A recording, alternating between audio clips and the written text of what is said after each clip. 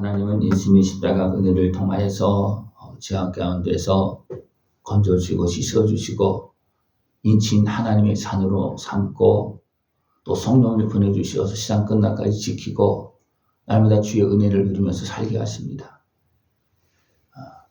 이 은혜를 온전히 깨어서 믿고 누릴 수 있고 또 충성해서 더 풍성한 은혜를 누릴 수 있는 모습 되어지길 축원합니다. 세상에는 환란의 바람이 불고 있습니다. 여기서 보면 선사가 땅 내 모퉁이에 선 것을 보니 땅의 사방의 바람을 붙잡아 바람으로 하여금 땅에나 바다에나 각종 나무에 불지 못하게 하더라. 계속 사망의 바람이 불고 있습니다. 사방에서. 근데 하나님께서 명하여서 바람이 불지 못하게 합니다. 전체적으로 다 불지 못하게 하는 것은 아니지만 누구를 향해서 하나님은 구원의 손길을 은혜의 손길을 베풀고 있느냐 하면 하나님의 말씀을 듣는 자들을 향해서 그렇습니다. 누가 인침을 받았느냐 하면 하나님의 종들이 인침을 받습니다. 하나님의 종은 하나님을 경외하면서 말씀을 듣는 자입니다. 종들 중에서도 다 즐거움에 참여하는 것은 아니죠. 그죠? 불의한 종은 어떻게 합니까? 쫓겨나기도 합니다. 그러나 말씀을 듣고 충성된 종은, 믿음으로 충성된 종은 어떻습니까? 더 큰 은혜와 복을 누리면서 그 생명을 누립니다. 누가 인침을 받느냐? 하나님의 말씀을 듣고 또 믿고 충성하는 자가 인침을 받고 그 은혜와 복을 누립니다. 우리는 이미 인침받은 자들입니다. 그죠? 여기 인침 안 받은 사람 없죠? 인침받은 자들입니다. 그 다음에 우리가 해야 될 것은 뭐냐면 계속 그 은혜 속에서 회복되어지고 성장하고 주님께 영광 돌리는 그런 모습이 되어져야 됩니다. 네. 인침받는 자들의 그 모습을 쭉 보면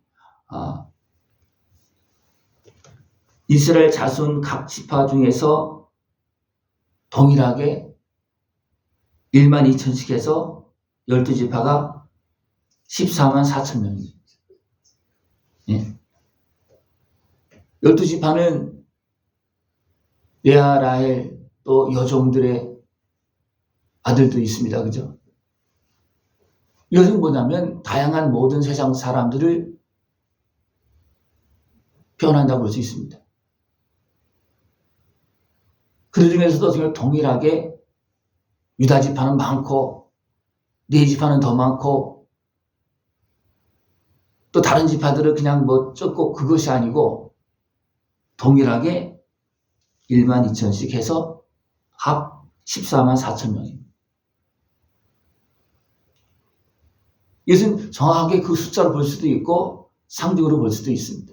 이건 하나님께서 계산하시는 것이니까. 어쨌든 하나님은 그 12아들을 동일하게 생각하시고 그 가운데 구원의 역사를 이루신다는 겁니다. 생각해 보십시오. 하나님께서 어느 아들은 사랑하고 어느 아들은 미워하고 그렇게 하십니까? 분명히 이것이 있어요. 에서는 미워하고 야곱을 사랑했다. 이것은 뭐냐면 그가 행한 결과를 하나님 말씀하고 있는 거예요. 그죠? 행한 결과를 말씀하는 것이지 실적으로 에서를 완전히 그냥 외면했다. 그건 아니잖아요. 그럼 이방인은 어떻습니까? 이방인도 동일합니다. 이방인도. 그래서 이스라엘 중에 14만 4천 명, 그래서 12지파 1만 2천씩 해서 14만 4천 명입니다. 근데 이 일 후에 또 보니까 어떻습니까? 셀 수 없는 큰 무리가 나온다는 거예요. 그들도 흰 옷을 입었습니다. 이것은 이방인 가운데서 구원한 사람들입니다. 어떻게 보면 셀 수 없다는 거예요. 이미 이스라엘 백성들은 세는 숫자예요. 그죠? 셀 수 있는 숫자지만 셀 수 없는 무리라는 것은 이방인 중에서 많은 자들이 구원받고 하나님을 찬송하는 그런 모습이 보여지고 있습니다. 그러니까 우리는 주님 안에서 우리는 차별하지 아니하고 우리는 함께 은혜를 누려야 됩니다. 차별하지 않고. 왜? 하나님 그렇게 하고 계십니다. 그 은혜 안에서 아름답게 쓰임받을 수 있는 모습을 지원합니다. 우리가 이 땅에서도 하나님 앞에 누가 더 쓰임받느냐 하면 사람을 차별하지 아니하고 하나님 앞에 순종하는 사람들이 쓰임받습니다. 그러나 자기 생각에 매여서 그냥 부분만 취하는 사람들 어떻게 합니까? 그렇게 작게 쓰임받을 수밖에 없겠죠. 그러나 더 넓게 쓰임받는 사람들, 더 많은 사람들을 품을 수 있는 사람입니다. 이것은 하나님께 이루시는 겁니다. 하나님께서 누구를 택하고 택하지 않은 것은 그것은 하나님의 손길 안에서 하나님께서 보시고 정하는 겁니다. 우리가 마음대로 정하면 안 되는 거예요. 스스로 정하지 않고 그냥 충성하시기 바랍니다. 모든 사람들 향해서 원수까지라도. 지금 나에게는 원수 같지만 하나님께서 구원하는 사람도 있어요. 그죠? 근데 결과적으로 어떻게 되는 겁니까? 형제가 되는 거예요. 근데 내가 내 마음에 들지 않는다고 원수 같다고 어떻게 보면 대적하고 있으면 어떻게 합니까? 이건 하나님 앞에 아름답게 충성하는 모습이 아니라는 거예요. 우리는 하나님 앞에서 우리가 인침받고 하나님의 자녀가 되었다면 나에게 베푸신 은혜 안에서 더 많은 사람들 사랑하고 품고 섬길 수 있는 그런 모습이 되기를 축원합니다. 그 길을 가장 잘 가는 사람이 누구냐? 바로 바울입니다. 바울은 모든 사람 다 끌어안고 가잖아요. 왜? 나 같은 사람도 용서하시고 은혜를 베풀어줬기 때문에. 그죠? 죄인 중에 이수와 같은 도저히 용서받을 수 없는 그런 행동을 했지만 용서하시고 자연 삼으시고 일꾼 삼으셨기 때문에 습니까? 바울은 그 빚진 자의 심정으로 그걸 다 끌어안고 갑니다. 이러면 이 깊은 은혜 자리로 나아갈 수 있는 모습을 축원합니다. 이 하나님의 은혜를 아는 사람들은 주님을 찬송하고 또 이것을 또 쭉 이야기했을 때 모든 천사와 보좌와 장로들과 내 생물의 주위에 서 있다가 보좌 앞에 엎드려 얼굴을 대고 하나님께 경배하며 하나님께 행하신 이것을 본 사람들이 어떻게 합니까? 또 엎드려서 하나님께 경배했다는 겁니다. 야, 하나님께 이렇게 하셨구나. 나만 구원받은 줄 알고 나만 사랑하는 줄 알았더니 그게 아니었구나. 하나님의 은혜 앞에서 경배하는 그런 모습이 보여지고 있습니다. 그래서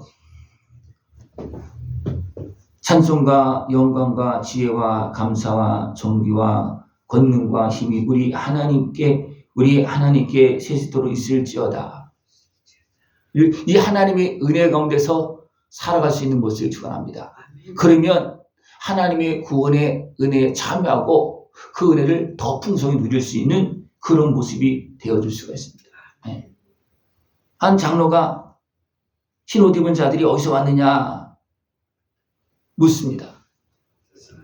그랬을 때 어떻게 합니까? 주님께서 아십니다. 큰 환난에서 나오는 자들입니다.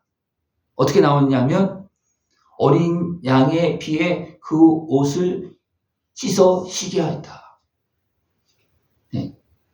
환난 가운데 많은 사람이 넘어지고 죄를 짓고 그런 모습이 많이 있습니다. 그런데 그런 가운데서도 예수님의 십자가 은혜 앞으로 나온 자들은 씻음 받고, 그죠?